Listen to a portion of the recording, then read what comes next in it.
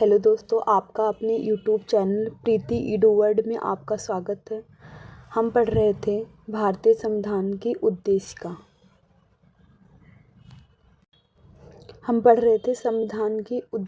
जिसमें हमारा 26 क्वेश्चंस हो गया था। आज हम 27 क्वेश्चन से पढ़ेंगे। तो 27 क्वेश्चंस हमारा है, भारत में लौकिक सार्वभौमिकता है क्योंकि संविधान की प्रस्तावना आरंभ होती है प्रजातांत्रिक भारत शब्दों से, जनता के जनतंत्र शब्दों से, जनता के लोकतंत्र शब्दों से, हम भारत के लोक शब्दों से। इसका ऑप्शन होगा हम भारत के लोक शब्दों से, क्योंकि हमारा जो प्रस्तावना है वो हम भारत के लोक शब्दों से स्टार्ट होता है। इसका हमारा ऑप्शन डी सही होगा। ये क्वेश्चन नंबर हमारा 27 है। ये बहुत इम्पॉर्टेंट क्वेश्चन है हमारा। हम भारतीय संविधान की प्रस्तावना हम भारत के लोक शब्दों से शुरू होती है, अतः भारत में लौकिक सार्वभौमिकता है। इसका अर्थ है जनता सर्वशक्तिमान है और किसी बाह्य सत्ता के अधीन नहीं है। तो ये हमारा ऑप्शन डी सही होगा, हम भारत के लोक शब्दों से। क्वेश्चन नंबर 28 हमारा है, हम भारत के लोक शब्दों का प्रयोग भारतीय संविधान में कहाँ किया गया है। हम भारत के लोक शब्दों का भारतीय संविधान में शब्दों का प्रयोग भारतीय संविधान में कहाँ किया गया है। ऑप्शन ए नीति निर्देशक सिद्धांत, ऑप्शन बी मौलिक अधिकार, ऑप्शन सी नागरिकता, ऑप्शन डी संविधान की प्रस्तावना। यानी कि हम भारत के लोग, अभी हम क्वेश्चन नंबर 27 में पढ़ चुके हैं, तो इसका ऑप्शन होगा डी संविधान की प्रस्तावना में हम भारत के लोग शब्दों को पढ़ चुके हैं। इसका हमारा ऑप्शन डी सही है। क्वेश्चन नंबर 28 हमारा ये है। क्वेश्चन नंबर 29 हमारा है, भारत के संदर्भ में निम्न में से कौन सा धर्म निरपेक्ष शब्द का सही भाव व्यक्त करता है। भारत के संदर्भ में निम्न में से कौन धर्मनिरपेक्ष शब्द का सही भाव व्यक्त करता है। ऑप्शन ए है भारत के अनेक धर्म हैं, ऑप्शन बी भारतीयों की धार्मिक स्वतंत्रता प्राप्त है, ऑप्शन सी धर्म अनुपालन व्यक्ति की इच्छा पर निर्भर है, ऑप्शन डी भारत में राज्य का कोई धर्म नहीं है। तो इसका ऑप्शन हमारा डी सही होगा कि भारत में राज्य का कोई धर्म नहीं है। ऑप्शन डी का हम देखेंगे, भारत के पंथ निरपेक्ष धर्मनिरपेक्ष राज्य होने का सही भाव यह है कि भारत में राज्य का कोई धर्म नहीं है। तदनुसार सभी धर्मों को राज्य द्वारा समान प्रश्रय अपेक्षित है। यानी कि हमारे भारत में सभी धर्मों का समान रूप से मान सम्मान है, इसलिए भारत में राज्य का कोई धर्म नहीं होता है। क्वेश्चन नंबर 30 हमारा है, निम्नलिखित में से कौन सा शब्द भारतीय संविधान की प्रस्तावना में नहीं है। तो इसका ऑप्शन होगा उल्लेखित नहीं है। ऑप्शन ए है संप्रभुता, ऑप्शन बी है लोकतंत्रात्मक, ऑप्शन सी है पंथ निरपेक्ष, ऑप्शन डी है संघीय। तो हमारा इसका होगा ऑप्शन डी संघीय, क्योंकि संघीय शब्द का प्रयोग जो है अनुच्छेद आर्टिकल नंबर 1 में किया गया है। संघ शब्द का जो प्रयोग है आर्टिकल 1 में हमारा इसका यूज किया गया है, और भारतीय संविधान की प्रस्तावना में संप्रभुता, लोकतंत्रात्मक, पंथ निरपेक्ष शब्द का यूज किया गया है।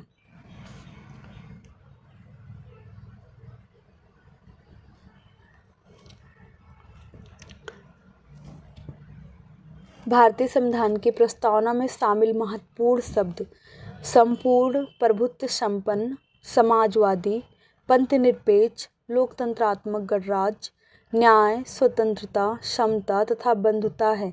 परंतु संघीय शब्द भारतीय संविधान की प्रस्तावना में उल्लेखित नहीं है। संविधान के अनुच्छेद 1 में संघ शब्द का प्रयोग किया गया है।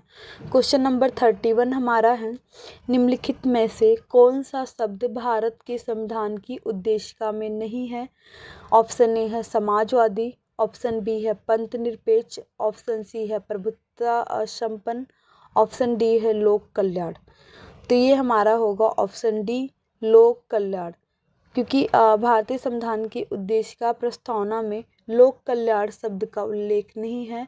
प्रस्तावना में संप्रभुता, समाजवादी, पंथ निरपेक्ष, लोकतंत्रात्मक गणराज्य शब्द है। इस प्रकार विकल्प हमारा डी सही होगा, विकल्प हमारा डी सही है। और भारतीय संविधान की जो है उद्देशिका में 42वें संविधान संशोधन 1976 द्वारा 3 शब्द जोड़े गए थे, समाजवादी, पंथ निरपेक्ष और अखंडता शब्द जोड़े गए थे। क्वेश्चन नंबर हमारा 32 है, भारत के संविधान के आमुख का लक्ष्य उसके सभी नागरिकों के लिए सुनिश्चित करता है। ऑप्शन ए हमारा है सामाजिक तथा आर्थिक न्याय, सही है। विचार तथा अभिव्यक्ति की स्वतंत्रता, सही है, ये भी सही है, ये भी सही है। अवसर की समानता, ये भी सही है। व्यक्ति की प्रतिष्ठा, ये भी सही है। तो इसलिए हमारे चारों ऑप्शन सही है, तो इसलिए इसका होगा डी सभी चारों। भारत के संविधान के आमुख प्रस्तावना का लक्ष्य उसके सभी नागरिकों को सामाजिक, आर्थिक और राजनीतिक न्याय, यानी कि 3 न्याय, सामाजिक, आर्थिक और राजनीतिक न्याय, विचार, अभिव्यक्त, विश्वास, धर्म और उपासना की स्वतंत्रता, स्वतंत्रता 5 है। प्रतिष्ठा और अवसर की समानता, समानता 2 है। और व्यक्ति की गरिमा सुनिश्चित करता है। इसलिए ऑप्शन हमारा ये डी सही होगा। क्वेश्चन नंबर 33 हमारा है, भारत के संविधान की प्रस्तावना में कितने प्रकार के न्याय, स्वतंत्रता, समानता एवं भारतीयत्व का उसी क्रम में उल्लेखित किया गया है। अभी हमने इसके नेक्स्ट क्या कहते हैं 32 क्वेश्चंस में पढ़ा है कि 3 न्याय, यानी कि सामाजिक, आर्थिक और राजनीतिक न्याय, 5 स्वतंत्रता, विचार, अभिव्यक्ति, विश्वास, धर्म और उपासना की स्वतंत्रता 3, 5 और प्रतिष्ठा और अवसर की समानता 2 समानता, और भारतीयत्व की भावना जो है व्यक्ति की गरिमा, यानी कि 1, 3, 5, 2, 1 ऑप्शन ए में है। इसलिए हमारा ऑप्शन ए सही है। 3, 5, 2, 1, 3 न्याय, 5 स्वतंत्रता, 2 समानता, 1 भारतीयत्व। भारत के संविधान की प्रस्तावना में 3 प्रकार के न्याय, 5 प्रकार की स्वतंत्रता, 2 प्रकार की समानता एवं 1 प्रकार की भारतीयत्व का उल्लेख किया गया है। तो इसलिए हमारा ऑप्शन ए सही होगा। क्वेश्चन नंबर 34 हमारा है, भारतीय संविधान की प्रस्तावना में निम्नलिखित में से किस स्वतंत्रता का वर्णन नहीं है। विचार की स्वतंत्रता, ये हमारा है, ऑप्शन ए सही है। ऑप्शन बी है विचार प्रकट करने की स्वतंत्रता, ये भी हमारा सही है। ऑप्शन सी है विश्वास की स्वतंत्रता, ये भी हमारा सही है।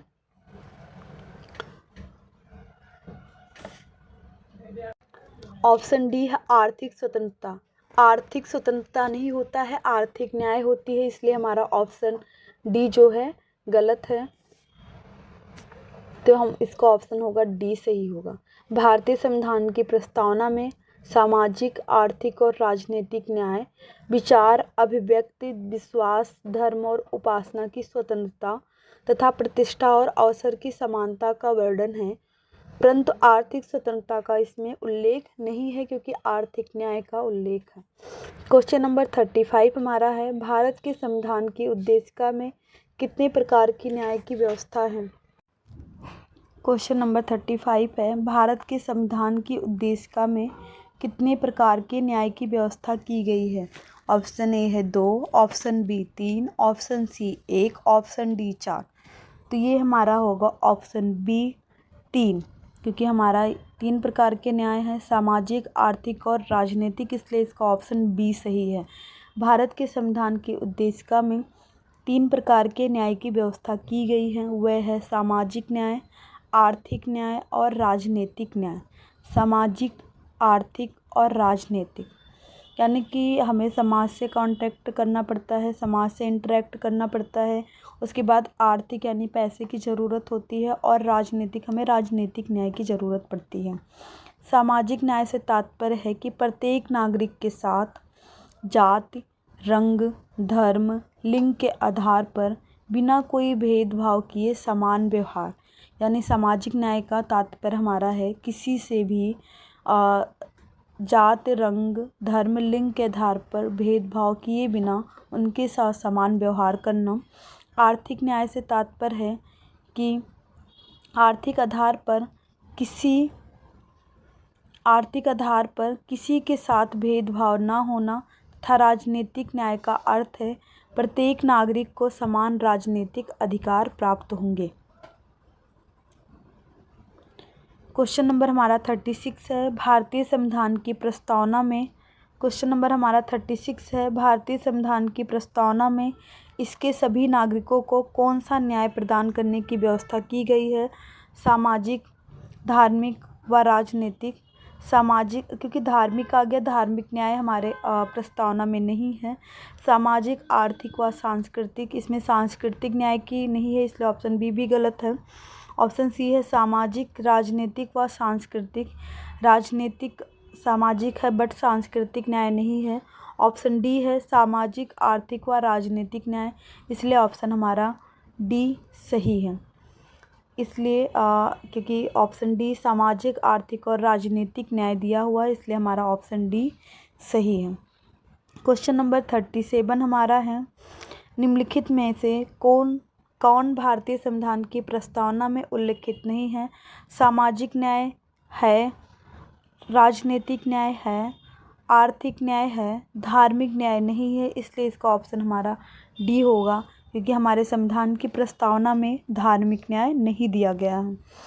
क्वेश्चन नंबर 38 हमारा है भारत के संविधान के उद्देश्यों में से एक के रूप में आर्थिक न्याय किसमें उपबंध किया गया है? उद्देश्य का और मूल अधिकार। ऑप्शन बी है उद्देश्य का और राज्य के नीति निर्देशक तत्व। ऑप्शन सी है मूल अधिकार और राज्य के नीति निर्देशक तत्व। ऑप्शन डी है उपयुक्त में से किसी में नहीं। तो इसका ऑप्शन हमारा बी सही होगा। उद्देश्य का और राज्य के नीति निर्देशक सिद्धांत में हमारा आर्थिक न्याय का उल्लेख किया गया है। भारतीय संविधान के उद्देश्य का और राज्य के नीति निर्देशक तत्व आर्थिक न्याय की परिकल्पना एवं उद्देश्य का उपबंध करते हैं। क्वेश्चन नंबर 39 हमारा है भारत संविधान की प्रस्तावना के बारे में कौन सा कथन सही है? समाजवादी, धर्मनिरपेक्ष शब्द 1950 में लागू संविधान के अंग नहीं थे। ये ऑप्शन हमारा सही है क्योंकि समाजवादी, धर्मनिरपेक्ष और अखंडता शब्द 42वें संविधान संशोधन 1976 द्वारा जोड़े गए थे, इसलिए मूल संविधान के अंग नहीं हैं। ऑप्शन हमारा इसका ए सही मिल गया है। बट हम ऑप्शन तीनों देख लेते हैं, बी, सी और डी। उक्त शब्द 1977 के संशोधन द्वारा जोड़े गए और गलत है क्योंकि उक्त शब्द जो है 1976 के संविधान संशोधन द्वारा जोड़े गए हैं। उक्त शब्द 1985 के संशोधन द्वारा जोड़े गए, ये भी गलत है। उक्त शब्द संविधान की प्रस्तावना के अंग नहीं है, गलत है क्योंकि ये उक्त शब्द संविधान की प्रस्तावना के अंग हैं। समाजवादी एवं धर्मनिरपेक्ष शब्द 1950 में लागू मूल संविधान के अंग नहीं थे। ये शब्द वर्ष 1976 के 42वें संविधान संशोधन अधिनियम की धारा 2 द्वारा 3/1/1977 से जोड़े गए। क्वेश्चन नंबर 40 हमारा है भारतीय संविधान का कौन सा भाग संविधान की आत्मा कहलाता है? मूल अधिकार, राज्य के नीति निर्देशक तत्व, उद्देश्य का, संवैधानिक उपचारों का अधिकार। तो संविधान की आत्मा जो है उद्देश्य का कहलाती है क्योंकि ये भारतीय संविधान की आत्मा उद्देश्य का है। भारतीय संविधान की उद्देशिका को संविधान की आत्मा कहा जाता है। के.एम. मुंशी ने इसे राजनीतिक जन्मपत्री कहा है। सुभाष कश्यप ने कहा है कि संविधान शरीर है, तो प्रस्तावना सुभाष कश्यप ने कहा है संविधान शरीर है तो प्रस्तावना उसकी आत्मा, प्रस्तावना आधारशिला है तो संविधान उस पर खड़ी अट्टालिका। क्वेश्चन नंबर 41 हमारा है निम्नलिखित में से किसने भारतीय संविधान की प्रस्तावना को हमारे संप्रभु प्रजातांत्रिक गणतंत्र की जन्म कुंडली कहा है? ऑप्शन ए है जवाहरलाल नेहरू। ऑप्शन बी है वल्लभ भाई पटेल। ऑप्शन सी है भीमराव अम्बेडकर। ऑप्शन डी है के.एम. मुंशी। ऑप्शन ई है महात्मा गांधी। तो इसका ऑप्शन डी सही है, के.एम. मुंशी।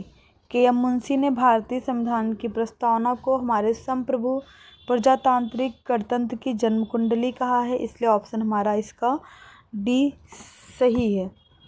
41 क्वेश्चन का हमारा ऑप्शन डी सही है।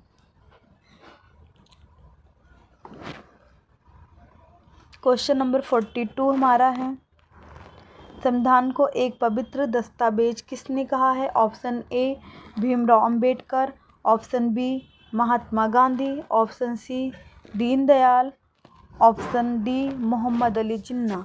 ये हमारा गलत है क्योंकि इसका ऑप्शन हमारा ए सही है, भीमराव अंबेडकर। भीमराव अंबेडकर ने भारतीय संविधान को एक पवित्र दस्तावेज कहा है।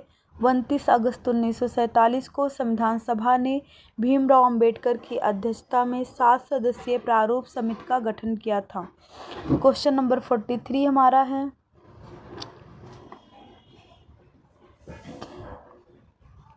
क्वेश्चन नंबर 43 हमारा है, किस बात के फैसले में सर्वोच्च न्यायालय ने सर्वप्रथम घोषित किया कि उद्देशिका संविधान का हिस्सा नहीं है? क्वेश्चन नंबर 43 हमारा है, किस बात के फैसले में सर्वोच्च न्यायालय ने सर्वप्रथम घोषित किया कि उद्देशिका संविधान का हिस्सा नहीं है? ऑप्शन ए है Berubari, option B Sajjan Singh, option D Golaknath, option D Keshavananda Bharati. तो इसका ऑप्शन हमारा ए है,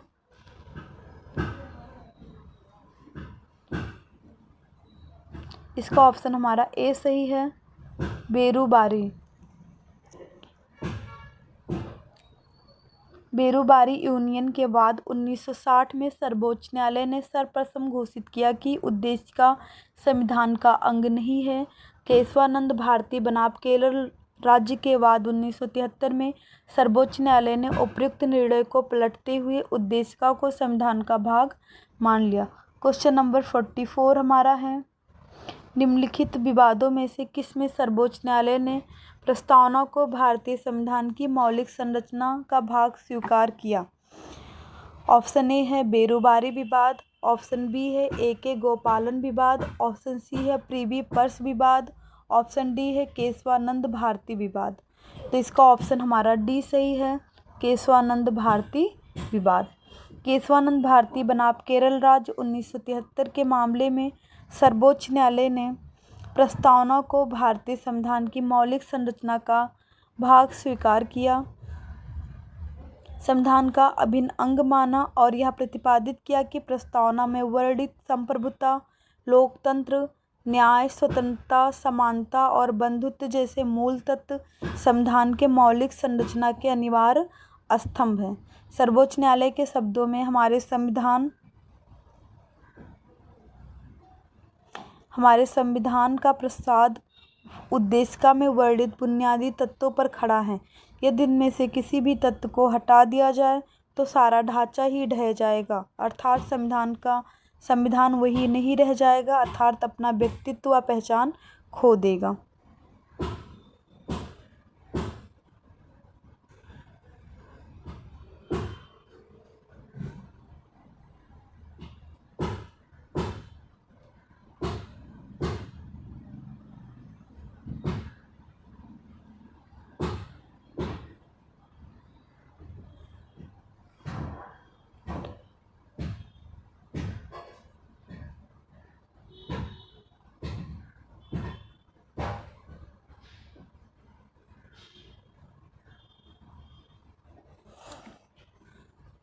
क्वेश्चन नंबर 45 हमारा है, निम्नलिखित में से किस वाद में उच्चतम न्यायालय ने धारणा प्रस्तुत की कि उद्देशिका का संविधान का भाग नहीं है?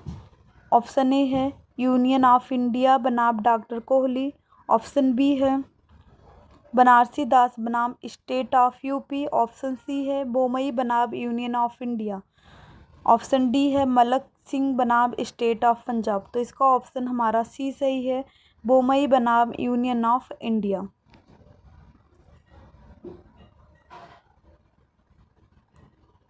इसका ऑप्शन हमारा सी सही है, बोमई बनाम यूनियन ऑफ इंडिया। प्रश्नगत वादों में बोमई बनाम यूनियन ऑफ इंडिया के मामले में उच्चतम न्यायालय ने कहा कि उद्देश्य का संविधान का भाग है तथा पंथ निरपेक्षता जो है संविधान का मूल लक्षण है। पंथ निरपेक्षता संविधान का मूल लक्षण है। केशवानंद भारती बनाम केरल राज्य के मामले में भी बहुमत से दिए गए निर्णय में उद्देशिका को संविधान का भाग माना गया था। क्वेश्चन नंबर 46 हमारा है भारतीय संविधान। क्वेश्चन नंबर 46 है भारतीय संविधान की प्रस्तावना में जिन आदर्शों एवं उद्देश्यों की रूपरेखा दी गई है उनकी व्याख्या की गई है। ऑप्शन ए मूल अधिकारों के अध्याय में, नहीं। ऑप्शन बी राज्य के नीति निर्देशक सिद्धांतों के अध्याय में। ऑप्शन सी मूल अधिकारों, राज्य के नीति निर्देशक सिद्धांतों एवं मौलिक कर्तव्यों के अध्याय में। यानी कि तीनों में दिया गया है। मूल अधिकार, राज्य के नीति निर्देशक सिद्धांत एवं मौलिक कर्तव्य के अध्याय में जो है प्रस्तावना में आदर्श एवं उद्देश्यों की रूपरेखा दी गई है। भारतीय संविधान की प्रस्तावना संविधान के उद्देश्यों को प्रतिबिंबित करती है। संविधान का मुख्य उद्देश्य भारतीय जनता को सामाजिक, आर्थिक एवं राजनीतिक न्याय, सामाजिक, आर्थिक एवं राजनीतिक न्याय तथा विचार, अभिव्यक्ति, विश्वास, धर्म और उपासना की स्वतंत्रता एवं प्रतिष्ठा और अवसर की समानता प्राप्त कराना है। व्यक्ति का उत्कर्ष कहीं संपूर्ण राष्ट्र के उत्कर्ष में बाधक न बन जाए, इसलिए संविधान में बंधुत्व की भावना पर भी बल दिया गया है। इस प्रकार प्रस्तावना में जिन आदर्शों एवं उद्देश्यों की रूपरेखा दी गई है उनकी व्याख्या संविधान में आगे मूल अधिकारों, राज्य के नीति निर्देशक सिद्धांत तथा मौलिक कर्तव्यों के अध्यायों में की गई है। क्वेश्चन नंबर 47 हमारा है निम्नलिखित में से कौन एक भारतीय संविधान के उद्देश्यों को प्रतिबिंबित करता है। ऑप्शन ए है मौलिक अधिकार, ऑप्शन बी है संविधान की प्रस्तावना, ऑप्शन सी है राज्य के नीति निर्देशक तत्व। तो इसका ऑप्शन हमारा सी होगा, राज्य के नीति निर्देशक। ऑप्शन हमारा बी सही होगा, संविधान की प्रस्तावना। क्वेश्चन नंबर 48 हमारा है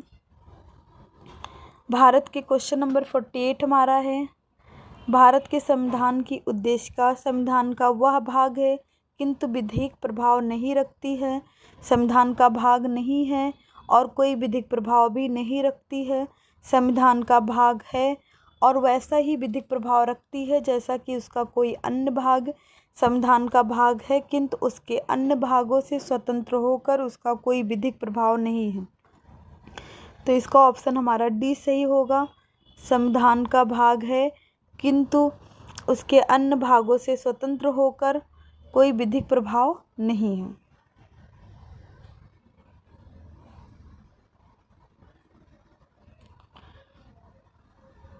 केशवानंद भारती बनाम केरल राज्य वाद 1973 में सर्वोच्च न्यायालय की बृहत संविधान की पीठ ने केशवानंद भारती बनाम केरल राज्य में सर्वोच्च न्यायालय की बृहत संविधान की पीठ ने यह निर्णय दिया कि उद्देश्य का संविधान का भाग है। ऐसा सर्वोच्च न्यायालय ने इन रिबेरी बारी यूनियन 1960 के प्रकरण में दिए गए निर्णय अर्थात उद्देश्य का भारत के संविधान का भाग नहीं है को उलटते हुए दिया था। इस प्रकार यद्यपि उद्देश्य का संविधान का भाग है तथा संविधान के अन्य भागों के निर्वचन में इसकी सहायता ली जा सकती है, किंतु संविधान के अन्य भागों से स्वतंत्र होकर उद्देश्य का कोई विधिक प्रभाव नहीं है। क्वेश्चन नंबर 49 हमारा है संविधान में दिया गया आमुख्य न्यायालय में लागू नहीं होता है। दूसरा है महत्वपूर्ण है, उसकी उपयोगिता है। तीसरा है शासन करने के उद्देश्य को उल्लेखित करता है। फोर्थ है संविधान के कानूनी अर्थ निर्णय में सहायता करता है। नीचे दिए गए कूट में से सही उत्तर का चयन कीजिए। भारतीय संविधान के आमुख को ही उद्देशिका कहा गया है। भारतीय संविधान के आमुख को ही उद्देशिका कहा गया है।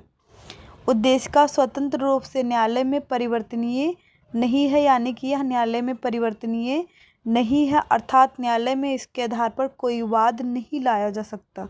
हालांकि किसी अनुच्छेद में व्याप्त अस्पष्टता को दूर करने में इसका उपयोग न्यायालय द्वारा व्याख्यात्मक सहायता के लिए किया जा सकता है। इस प्रकार प्रश्न में उद्देशिका संबंधी सभी चारों कथन सत्य है, परंतु किसी भी विकल्प में सभी कथन सम्मिलित नहीं है। यह भी धातव्य है कि कोई भी विकल्प अनन्य नहीं है, अर्थात किसी भी विकल्प में केवल विशेषण स्रोत पर नहीं लगा है।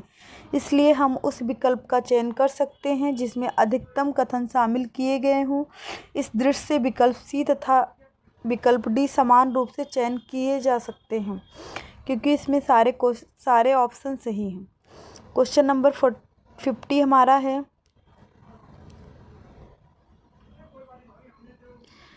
क्वेश्चन नंबर 50 हमारा है, सामाजिक निम्न में कौन सही है?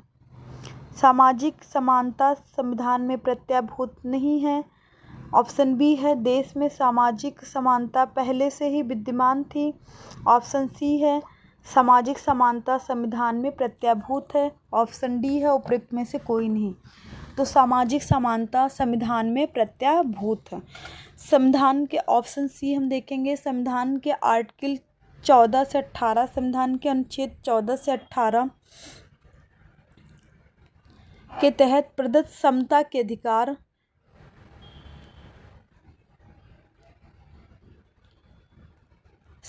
अधिकार के विभिन्न प्रावधानों के तहत सामाजिक समानता प्रत्याभूत की गई है।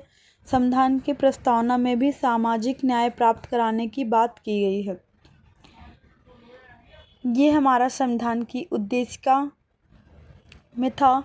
ये हम घटना चक्र पॉलिटी 2026 पढ़ रहे थे, जिसमें हमारा संविधान की उद्देशिका कंप्लीट हो गया है। अब नेक्स्ट वीडियो में हम पढ़ेंगे शासन प्रणाली। Thank you class. प्लीज़ आप लोगों से रिक्वेस्ट है, आप प्लेलिस्ट में जाके घटना चक्र के प्रीवियस वीडियो आप देख सकते हैं। Thank you class.